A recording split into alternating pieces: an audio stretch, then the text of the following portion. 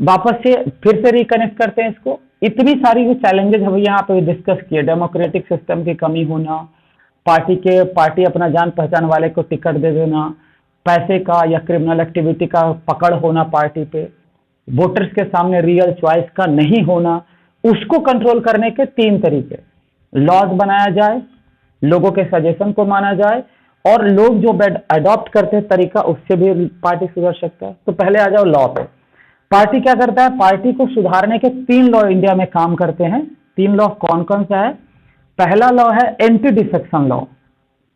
Anti defection law कहता है, ये वाला लॉ कहता है कि अगर कोई एमएलए और एमपी अगर पार्टी को चेंज करता है तो वैसी कंडीशन में उसका पोजीशन, उसका पावर जीरो हो जाएगा, उसको वापस से इलेक्शन लड़ना होगा अपने पावर को, अपने पोजीशन को गेन करने के लिए। अगर पार्टी का एक कैंडिडेट किसी दूसरे पार्टी को ज्वाइन करता है इसको छोड़ के, पैसे के लालच में किसी और वजह से, तो वैसी स्थिति में उसका पोजीशन खत्म हो जाएगा।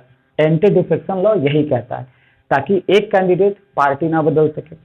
दूसरा वाला टर्म है कि हर कैंडिडेट को क्या करना चाहिए? एक एफिडेविट जमा करना चाहिए हर कैंडिडेट को, इलेक्शन कमीशन को, सुप्रीम कोर्ट के गाइडलाइंस के अकॉर्डिंग। एफिडेविट में एक्सप्लेनेशन रहता है कि व्यक्ति के पास कितना संपत्ति है, व्यक्ति के पास कितना अर्निंग्स आ रहा है, उसके फैमिली वाले कितने कमा रहे हैं, हर एक डिटेल्स रहता है एफिडेविट में। इससे क्या होता है? व्यक्ति का हर एक बैकअप जानकारी लोगों को मिल जाता है, मीडिया के माध्यम से उसको लोगों के बीच में शेयर भी किया जाता है। तो ये दूसरा लॉ है। अब तीसरा लॉ है इनकम टैक्स फाइल का, इनकम टैक्स रिटर्न फाइल का। मतलब इलेक्शन कमीशन को हर एक कैंडिडेट को क्या करना होगा कि जितना भी वो टैक्स भरा, कमाया, उस सारे टैक्स का एक फाइल उसको क्या करना होगा, इलेक्शन कमीशन को सबमिट करना होगा। तो इससे पैसे की कमजोरी पकड़ में आ जाएगी। तो ये जो लॉ है, इस लॉ से हम देख रहे हैं कि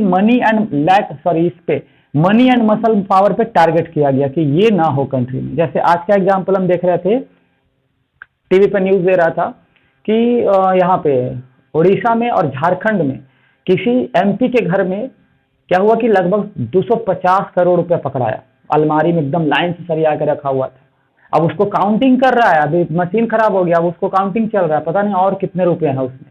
तो ये रुपये का प्रभाव है, वो आने वाला इलेक्शन के लिए शायद स्टोर करके रखा होगा। जो भी व्यक्ति है, नाम हम नहीं लेना चाहेंगे, और स्टोर करके रखा होगा कि भविष्य में उसको यूज करेंगे। तो ये मनी पावर है, इसको एक इश्यू को कंट्रोल करने का ये तीन तरीका है।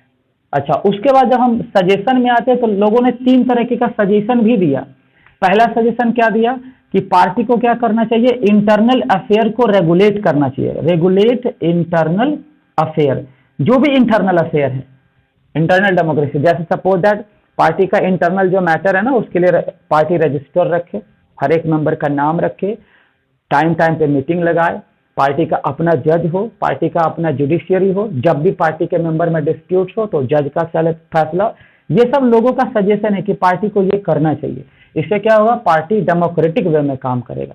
और क्या सजेशन है कि कम से कम कुछ सीट जो है ना वो रिजर्व होना चाहिए, औरतों के लिए, ओबीसी के लिए, एससी के लिए। औरतों के लिए कम से कम 1/3, ताकि क्या हो सके कि डायनेस्टिक सक्सेशन कंट्रोल हो। मतलब औरतों के लिए 1/3 सीट रिजर्व करो और औरतों का सीट सिक्योर कर दो। तो ये सब सजेशन है जो लोग दिए पार्टी को सुधारने के लिए। एंड तीसरा है, दो तरीका, प्रेशर बनाओ पॉलिटिकल पार्टी पे, स्ट्राइक करके, जुलूस निकाल के, तो वो सुधरेगा, या फिर खुद पॉलिटिकल पार्टी को ज्वाइन कर जाओ तो ऑटोमेटिक पार्टी सुधरेगा। जब आप जैसे लोग, अच्छे लोग ज्वाइन करेंगे तो आने वाले समय में पार्टी में अच्छे लोगों की संख्या ज्यादा हो जाएगी, तो पार्टी सुधरेगा। अब ओवरऑल फिर से हम वापस से यहां तक वापस आते हैं। पॉलिटिकल पार्टी के 4 चैलेंजेस। देखो, ये टॉपिक बहुत मायने रखता है, इस चैप्टर का ये जो दोनों टॉपिक है बहुत मायने रखता है।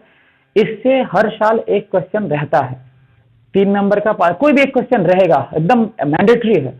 तो इस पे हम वापस से आते हैं, शुरू से लेकर वहां तक। पार्टी के 4 चैलेंजेस। पार्टी में इंटरनल डेमोक्रेटिक वे की कमी होती है, जिसमें हम बताया कि इन पार्टी के अंदर हर एक चीज अरेंज वे में नहीं होता, टॉप लीडर पावरफुल होता है और वही करता है सब कुछ। दूसरा, डायनेस्टिक सक्सेशन, पार्टी का टॉप लीडर का रिलेटिव और उसके पहचान वाले को टिकट देना। मनी मसल पावर, पैसे वाले को और क्रिमिनल एक्टिविटी वाले को टिकट देना।